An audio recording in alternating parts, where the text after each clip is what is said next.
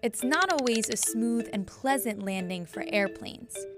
Intense, strong winds can affect the position of how planes land on the runway, making it look like the plane is literally landing sideways. Here's how planes land sideways in high winds. Landings like this actually have a name: crabbing.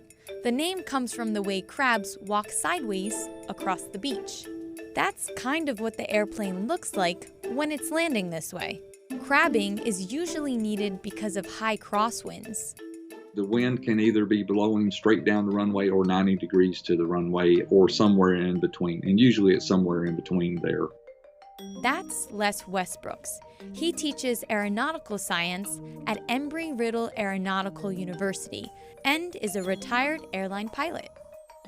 Landing in a crosswind situation requires a couple of different maneuvers. When we're at altitude, the aircraft just flies in a craft and we just go across kind of sideways. Once we get down to the ground, we can't land with the aircraft in a craft because that's going to put a lot of stress on the outside of the landing gear and could actually cause the landing gear to collapse if we put too much stress on it.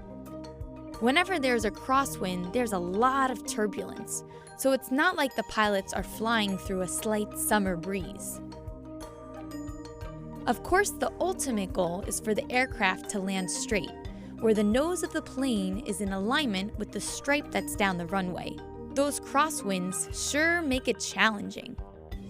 There is an angle to that. You know, it's a force vector, so the direction and the intensity that it's coming at will determine, how much input we have to put into the aircraft's flight controls. As the plane comes in, the pilots are actively controlling it so that it's in the perfect landing position. But when a gust of wind comes at the wrong time, it will cause the pilot to execute a go-around instead of landing. If the crosswinds are severe enough, around 45 miles per hour or so, the pilot does not have enough control to straighten the airplane out and land. If this happens, the pilot will abandon the approach and divert the plane to another airport. These strong winds can prevent the planes from taking off at an airport. That's sometimes where those flight delays come in, and we all love those. So exactly how do the aircrafts land in these conditions? So at the last minute, we want to move the nose of the aircraft parallel with the runway, but as soon as we do that, the aircraft's going to start blowing off to the side of the runway with the wind. So in order to counteract that, we lower the wing, the upwind wing, we lower the wing and straighten the nose out. And a perfect crosswind landing will be when the upwind wheel touches down first, the aircraft is straight down the runway, and then the second wheel will come down after that. Finally, the plane is on the runway and heading to the terminal.